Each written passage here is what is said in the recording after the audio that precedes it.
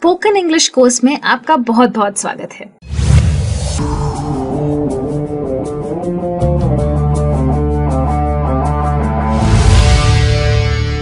पिछली क्लास में अगर आपको याद हो तो हमने बहुत सारी चीजें सीखी थी। हमने सेंटेंसेस के बारे में सीखा था, हमने सवालों के बारे में सीखा था, एक्सक्लेमेशन मार्क्स के बारे में सीखा था और मैंने आपको ऑर्डर देना भी सिखाया था। कमांड्स कैसे देते हैं उसके बारे में हमने बात की थी। अगर आपको ठीक से याद हो तो जब मैंने आपसे इंटरोगेटिव सेंटेंसेस यानी कि जब सवालों की बात की थी तब मैंने आपसे कहा था कि इस बात पे मैं आपसे और चर्चा करूंगी।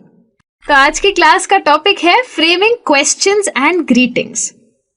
अब क्वेश्चंस एंड ग्रीटिंग्स मतलब कि सवाल कैसे पूछने हैं और जब आप किसी से पहली बार मिले तो आपको उनसे बात कैसे करनी है। तो उसके बारे में बात करने के लिए जल्दी से रेडी हो जाइए क्योंकि मेरा पहला सवाल ये है कि ये सवाल होते क्या है। सवाल वो है जो आप किसी से पूछते हैं। जब आप किसी से कुछ जानना चाहते हैं तो आप उनसे जो पूछते हैं उसको कहते हैं सवाल।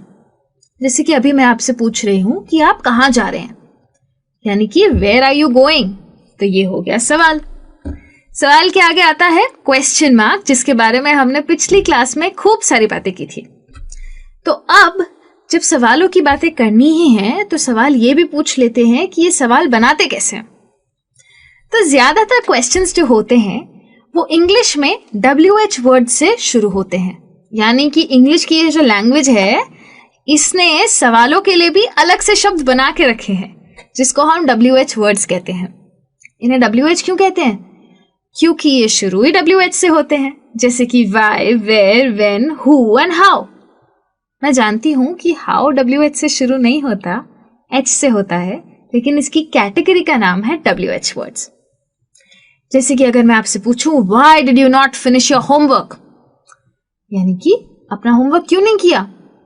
Where are you off to, कहाँ निकल पड़े। When will you come back, कब तक वापस आओगे। Who are you going with, किसके साथ जा रहे हो। How will you reach there, वहां पहुंचोगे कैसे। ये सारे सवाल इंग्लिश में पूछना पॉसिबल है WH वर्ड्स की मदद से। सिर्फ इतने ही नहीं होते, काफी सारे WH वर्ड्स होते हैं जिनके बारे में एक एक करके आज आपसे बात करने वाली हूं। पर क्या सिर्फ WH वर्ड्स ही होते हैं और कुछ नहीं होता? और भी बहुत कुछ होता है। और भी वर्ड्स होते हैं इंग्लिश में, जैसे कि is, am, are, do, did, was, were, खूब सारे वर्ड्स हैं, ढेर सारे वर्ड्स हैं। जैसे कि अगर मैं आपसे पूछूं is this going to be a problem, क्या ये तकलीफ होगी। आर यू डूइंग ओके, क्या आप ठीक हैं। Do you know who said it, आपको पता है किसने बोला। Did you know he said it, आपको पता है उसने बोला। Was there a reason behind this? क्या इसके पीछे कोई कारण था। Were there no other options? क्या और कोई तरीके ही नहीं थे। नोटिस कीजिए, जब मैंने आपसे WH वर्ड्स में सवाल पूछे तो मैं बहुत क्लियर थी, क्यों, कब, कहाँ, कैसे।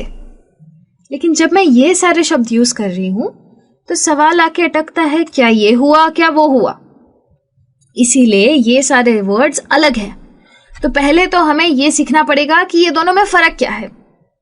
अब जो क्वेश्चंस होते हैं वो भी दो टाइप के होते हैं, दो प्रकार होते हैं। एक होते हैं यस नो क्वेश्चंस, यानी कि हाँ और ना वाले सवाल। हाँ और ना वाले मतलब ऐसे सवाल जिसके जवाब हो हाँ या ना। जैसे कि अगर मैं आपसे पूछूं कि आपको पार्टी में मजा आया, did you have fun at the party, तो आप कहेंगे हाँ मुझे मजा आया, या फिर नहीं मुझे मजा नहीं आया, पर जवाब तो हाँ या ना में था ना।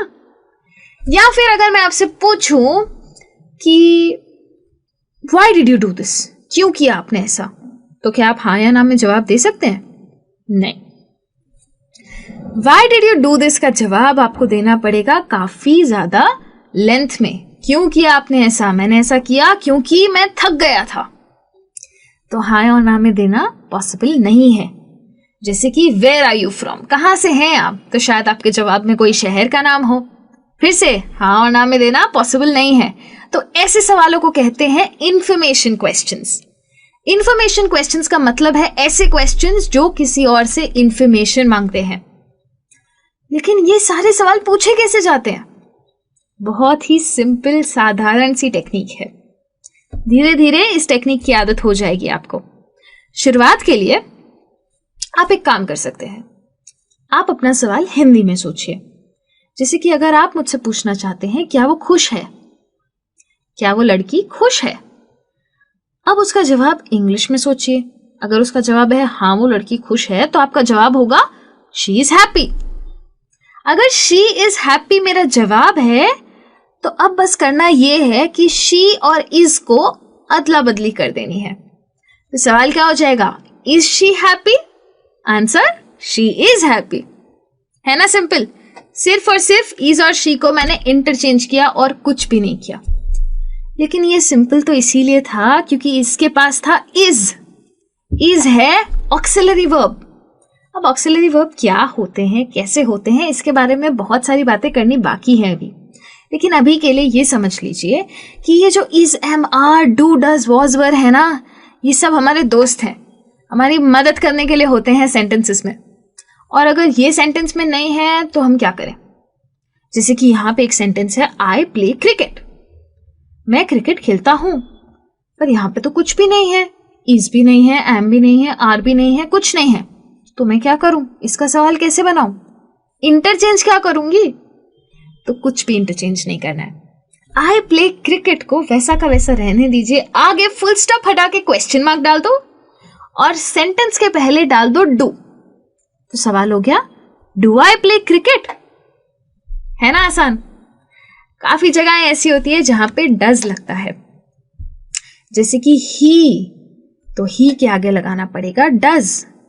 डज क्या होता है? डू का plural form, do plus ES is equal to does. पर ये डू को ईएस देगा कौन? एस तो चाहिए ना, तो एस हम ले लेंगे प्लेस से। सेंटेंस देखिए, ही प्लेस क्रिकेट, एस निकाल लिया प्लेस से, दे दिया हमने डू को, तो सेंटेंस क्या बन गया? Does he play cricket? Question mark. इतना आसान है सवाल बनाना। सिंपल क्वेश्चंस आप इस तरीके से बना सकते हैं। पर जब मैं WH वर्ड्स की बात करती हूं तो ये बहुत ही स्पेसिफिक क्वेश्चंस होते हैं, बहुत पर्टिकुलर क्वेश्चंस होते हैं। WH वर्ड्स के प्रकार बहुत सारे हैं। मैं आपसे काफी सारे WH वर्ड्स आज डिस्कस करने वाली हूं। और सबसे पहले मैं शुरू करूंगी हु से। हु यानी कि कौन। जब मैं किसी से ऐसा सवाल पूछना चाहती हूं जिसमें मैं जानना चाहती हूं कि वो इंसान कौन था, या जवाब किसी का इंसान में हो, किसी का जवाब हो और वो जवाब में इंसान हो, तब मैं कहूंगी हु। तब वो सवाल मैं शुरू करूंगी हु से। यानी कि अगर मैं आपसे पूछना चाहती हूं कि आपकी टीचर कौन है, हु इज योर टीचर, और आप कहेंगे my teacher is Nidhi ma'am, तो हु का जवाब हुआ निधि मैम। निधि मैम कौन है? इंसान है ना। तो हु जो होता है तब मैं इंसानों के लिए यूज करती हूँ। सिर्फ और सिर्फ कौन, कौन जब मुझे पूछना है तब मैं यूज करूंगी who.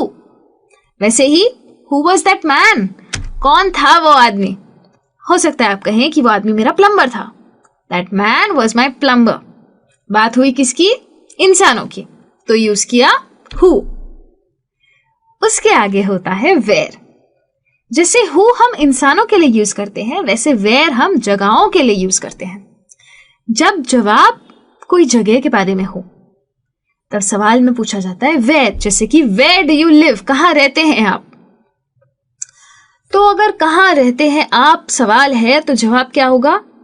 I live in Ahmedabad, I live in Mumbai, I live in Chennai. बहुत सारे जवाब हो सकते हैं, पर जगह का नाम है ना, ये अहमदाबाद, मुंबई, चेन्नई, बैंगलोर, ये सब तो जगहों के नाम है। तो जवाब जब मेरा प्लेस में है तो सवाल हो जाता है वेयर। जैसे कि मैं आपसे पूछ सकती हूँ where are you coming from, मतलब कहां से आ रहे हो, तो आप कहेंगे मैं अपने घर से आ रहा हूं, I am coming from my home. या फिर मैं आपको फोन लगा के पूछूं वेयर आर यू, कहां हैं आप, तो आप कह सकते हैं कि मैं घर पे हूं, I am at my home. तो जब भी मैं एक ऐसा जवाब एक्सपेक्ट कर रही हूं जिसमें मैं जगह का नाम जानना चाहती हूं, तब मैं यूज करूंगी वेयर। वेयर के बाद एक और WH वर्ड है जिसके बारे में आपसे बात करूंगी, और वो है व्हाट। व्हाट मतलब क्या? ये जो क्या होता है ये हम काफी जगहों पे यूज करते हैं। इसकी कोई कैटेगरी नहीं होती, लेकिन जब मैं इंसान के बारे में पूछना चाहती हूँ तब मैं आपसे हु में यूज कर रही हूँ। जब मैं बात करना चाहती हूँ जगह की तब मैं कह रही हूँ वेयर। जब मैं किसी चीज की बात करना चाहती हूँ तब मैं यूज कर सकती हूँ व्हाट। जैसे कि मैं आपसे पूछ रही हूँ व्हाट इज द टाइम, समय क्या हुआ है, समय क्या हुआ है यानी कि क्या, तब आ जाता है व्हाट। या फिर मैं आपसे पूछती हूँ वो क्या करते हैं, व्हाट डज ही डू। या फिर मैं आपसे पूछती हूँ आपका नाम क्या है, व्हाट इज योर नेम। तो व्हाट का ट्रांसलेशन है क्या, और ये यूज कर सकते हैं आप चीजों के बारे में पूछने के लिए। इसके अलावा एक और WH वर्ड है जो कि बहुत इंपॉर्टेंट है और उसे कहते हैं व्हेन। 3 आप सीख चुके हैं, ये जो चौथा WH वर्ड है व्हेन, इसका मतलब है कब।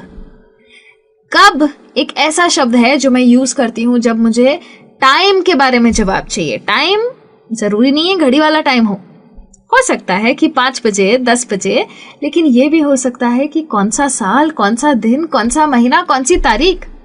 जब मेरे जवाब कुछ ऐसे समय में आने लगे तब मैं यूज करूंगी व्हेन। जब मैं एक्सपेक्ट करती हूँ कि कोई मुझे बताए कब, तब मैं यूज करूंगी व्हेन। जैसे कि मैं आपसे पूछती हूँ आपकी शिफ्ट कब खत्म होगी, when will your shift and. तो शायद आप कहना चाहें कि मेरी शिफ्ट 7 बजे खत्म होगी, my shift will end at 7 PM। तो 7 PM क्या है, टाइम है। अगर मैं आपसे पूछूं when will you come back, तो शायद आप कहें I will come back on Monday, मैं मंडे को वापस आऊंगा। मंडे क्या है, दिन है। व्हेन आर यू लिविंग, कब निकल रहे हैं आप, I am living on the 13th of November। 13th of November क्या है, तारीख है। तो ऐसी सारी चीजों के लिए हम यूज करते हैं व्हेन को। इसके बाद आता है विच। बहुत सारे WH वर्ड्स आप सीख चुके हैं ऑलरेडी, एक और सीख लीजिए विच। विच एक ऐसा वर्ड है जब मैं तब यूज करती हूं जब बहुत सारी चीजें हैं और मैं जानना चाहती हूं इन सब में से कौन सी वाली। कौन सी वाली मतलब कि विच। अगर बहुत सारी पिक्चरें हैं दुनिया में और अगर मैं आपसे पूछती हूं which is your favourite movie, तो मेरा सवाल का मतलब है कि इन सारी पिक्चरों में से सबसे ज्यादा आपको कौन सी वाली पसंद है। तो तब मैं यूज करती हूँ विच। या फिर शायद आप और मैं पार्किंग लॉट में हैं और गाड़ी ढूंढ रहे हैं, बहुत सारी गाड़ियां हैं और मैं आपसे पूछती हूँ विच कार इज योर्स, आपकी वाली गाड़ी कौन सी है इन सब में से। तो हो सकता है आप कहें कि that red car is mine, वो लाल वाली गाड़ी मेरी है। तो ये होता है विच का मतलब। जैसे आप यहाँ देख सकते हैं विच वे टू गो, कौन से रास्ते जाएं, इस या उस रास्ते। तो जब ऑप्शंस बहुत सारे हैं और जवाब एक है तब यूज करते हैं विच को। एक और WH वर्ड है हुज। हुज का मतलब ये है कि जब आप किसी से किसी रिश्ते के बारे में पूछना चाहते हैं, इनका रिश्ता किससे है, ये किसके हैं, जब आप ऐसे सवाल पूछना चाहते हैं तब आप यूज करते हैं हुज। जैसे कि अगर मेरे पास कोई जानवर है, कोई पेट एनिमल है जो कि कहीं और है, शायद किसी रास्ते पर बैठा है, तो आसपास वाले पूछेंगे ना ये किसकी बिल्ली है, ये किसका कुत्ता है, हुज कैट इज दिस। तो ये हुज का मतलब है किसका।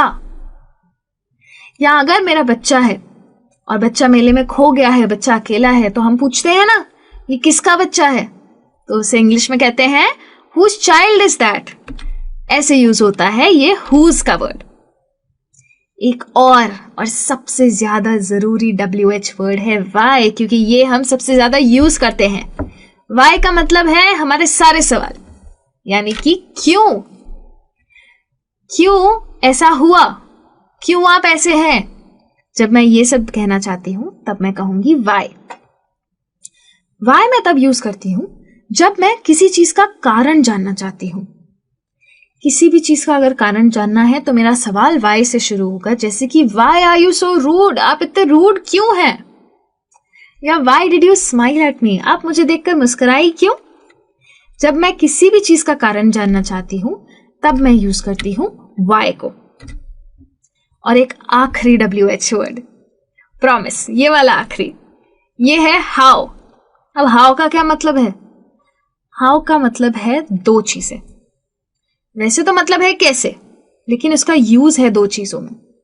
या तो आप जानना चाहते हैं कि कुछ करने का तरीका क्या होता है, हाउ इज दिस डन, तब हम यूज करते हैं हाउ, ये कैसे होता है। या फिर आप किसी की सेहत के बारे में जानना चाहते हैं, हाउ आर यू, कैसे हैं आप, या हाउ डू यू डू। तो ये सारे तरीकों में हम हाउ यूज करते हैं। इन सारी जगहों पे हाउ का यूज हो सकता है। दो चीजें हैं, याद रखिए, कैसे करना है और कैसे हैं आप। ट्रांसलेशन है कैसे। अगर आप WH वर्ड सीख चुके हैं तो अब वापस आ जाते हैं हमारे ऑक्सिलरीज पे। ऑक्सिलरी वर्ब की बात की थी, याद है? Is, am, are, was, were, do, does की बात की थी। अब मैं जानती हूं कि WH वर्ड से सवाल बनाना आसान है। कुछ लोग ऑक्सिलरी वर्ब से सवाल बनाना मुश्किल समझते हैं, तो उनके लिए एक नई टेक्निक लाई हूं मैं। इस टेक्निक को कहते हैं क्वेश्चन टैग्स। हिंदी में हम कहते हैं ना, तुम ये काम करोगी ना, हाँ, ये जो मैंने हाँ कहा, ये है क्वेश्चन टैग। जब भी मैं एक स्टेटमेंट को क्वेश्चन में बदलना चाहती हूं और मैं उस स्टेटमेंट के आगे छोटा सा सवाल लगा देती हूं, तो वो बन जाता है question.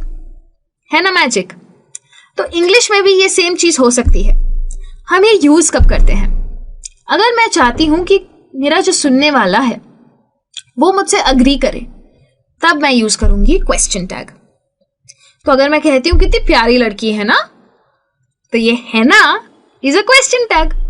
She is such a sweet girl, isn't she. अब सवाल ये आता है कि ये क्वेश्चन टैग यूज कैसे करते हैं। बहुत ही सिंपल तरीका है, याद है auxiliary. I did not drop my phone. Did क्या है? ऑक्सिलरी। उसके आगे क्या है? नॉट, यानी कि नेगेटिव। उसको मैं बना दूंगी पॉजिटिव, डिड आई। अगर डिड नॉट था तो ये हो गया डिड आई। अगर डिड होता तो ये हो जाता डिड आई नॉट। बस उल्टा करना है और कुछ भी नहीं करना है। अगर मैं कह रही हूं I did not drop my phone, did I, तो सामने वाला कहेगा नो यू डिड नॉट। जवाब आ गया हाँ या ना में। जब हमने ऑक्सिलरी वर्ब्स की बात की थी तभी भी आपसे कहा था कि हाँ या ना वाले जो जवाब होते हैं वो ऑक्सिलरी वर्ब से शुरू होते हैं। फिर जैसे है I had made sure that the door was locked, hadn't I. यहां देखिए हैड पॉजिटिव है, हैडंट नेगेटिव है। यही तो मैजिक है क्वेश्चन टैग्स का। बहुत ही आसान है इनको यूज करना। अब बात करते हैं थोड़ी और टेक्निक्स की। जब हम क्वेश्चन टैग्स की बात कर ही रहे हैं तो हमें यह भी पता होना चाहिए कि जब स्टेटमेंट पॉजिटिव है तो क्वेश्चन टैग हो जाता है negative. You are late, aren't you. Aren't मतलब आर नॉट, ये हो गया नेगेटिव। लेकिन अब क्या करें? ऑक्सिलरी तो है नहीं अगली सेंटेंस में। अगली सेंटेंस है यू स्टडी इंग्लिश। यहां पे तो is, am, are, do, does not कुछ भी नहीं है। याद है जब ऑक्सिलरी वर्ब्स की बात की थी और आई प्ले क्रिकेट में नहीं था ऑक्सिलरी वर्ब, तो हमने क्या डाला था? डू। तो डू ही आएगा हमारी सहायता करने। तो हम ये समझेंगे कि यहां डू है, यू डू स्टडी इंग्लिश, और बन जाएगा नेगेटिव, डोंट यू। तो डू का बन गया डू नॉट, यानी कि डोंट यू। तो अगर ऑक्सिलरी वर्ब नहीं है तो हमारी सहायता करने आएंगे डू और डज। अब अगर सवाल आपको क्लियर है, जवाब आपको क्लियर है, तो टाइम आ गया है कि बात की जाए ग्रीटिंग्स की। अब ये ग्रीटिंग्स क्या होती है? मैं जानती हूं कि आपको ग्रीटिंग्स के बारे में पता है। हम इंडियंस का सबसे बड़ा तरीका लोगों को ग्रीट करने का है नमस्ते। जब मैं आपसे पहले बात करती हूं तो मैं भी आपसे कहती हूं नमस्ते। ये हमारा पोलाइट तरीका है लोगों को ग्रीट करने का। इंग्लिश लैंग्वेज में और भी ढेर सारे तरीके हैं ग्रीट करने के। तो आज मैं आपसे उन सारे तरीकों की बात करूंगी और थोड़ी मदद आप भी करेंगे फिर मेरी। अब अगर मैं आपसे कहूं कि आप ऑलरेडी जानते हैं ग्रीट कैसे करना है और करते भी हैं, शायद रोज करते हैं, यकीन नहीं हो रहा? सच में करते हैं? अच्छा आप बताइए, फोन उठा के सबसे पहले आप लोगों को क्या कहते हैं? कहते हैं ना हेलो। ये हेलो क्या है? ग्रीटिंग ही तो है। इंग्लिश की एक ग्रीटिंग का नाम है हेलो। तो जब भी हम किसी से मिलते हैं, किसी से बात करते हैं, तो हम लिखते हैं, हम कहते हैं हेलो। किसी को लिखते हैं तभी भी हम कह सकते हैं हेलो। बस एक रूल है ग्रीटिंग्स का, जब भी किसी से मिलो और ग्रीट करो तो चेहरे पे एक बड़ी सी मुस्कान रखो, क्योंकि अगर आप स्माइल नहीं करेंगे तो सामने वाला भी सोचेगा ये कैसा हेलो है, इनका खुशी भी नहीं है इनको मुझसे मिलने की। इसीलिए स्माइल करना बहुत जरूरी है जब आप ग्रीट कर रहे हैं किसी को। अब ग्रीटिंग्स की भी तो टाइप्स होती है ना, इंग्लिश में हर चीज के प्रकार होते हैं, तो ग्रीटिंग्स के क्यों नहीं? ग्रीटिंग्स में टाइप कुछ ऐसी है कि कुछ फॉर्मल ग्रीटिंग होती है, कुछ इनफॉर्मल होती है। फॉर्मल का मतलब ऐसी ग्रीटिंग जो शायद आप कॉलेज में, आपके ऑफिस में, आपके बॉस के आगे यूज कर सकें। और इनफॉर्मल का मतलब ऐसी ग्रीटिंग जो कि शायद आप अपने दोस्तों के साथ, अपने रिश्तेदारों के साथ यूज कर सके। अब फॉर्मल ग्रीटिंग्स की अगर बात करूं तो good morning, good afternoon, good evening, how do you do, ये सारी चीजें चलती है। और इनफॉर्मल की बात करूं तो ज्यादातर लोग कहते हैं hi, how are you, what's up, क्या चल रहा है। तो ये सारी होती है इनफॉर्मल ग्रीटिंग्स। अब मैं आपको बताती हूँ कि कौन सी वाली कब यूज करनी चाहिए, क्योंकि यही तो सबसे इंपॉर्टेंट चीज है। बॉस को जाके व्हाट्सअप थोड़ी बोलेंगे, इसीलिए जानना जरूरी है कि कब कौन सी ग्रीटिंग यूज करनी चाहिए। तो जैसे कि अगर आप ऑफिस में हैं तो आप किसी से कह सकते हैं hello, how do you do. याद रखिए ऑफिस में है, शांति से बात करनी है, बहुत एक्साइटमेंट नहीं रख सकते हैं। दोस्तों के साथ हम बहुत एक्साइटमेंट रख सकते हैं, लेकिन अगर हम ऑफिस से किसी से मिलते हैं, hello, how do you do, कुछ ऐसा टोन रखना है।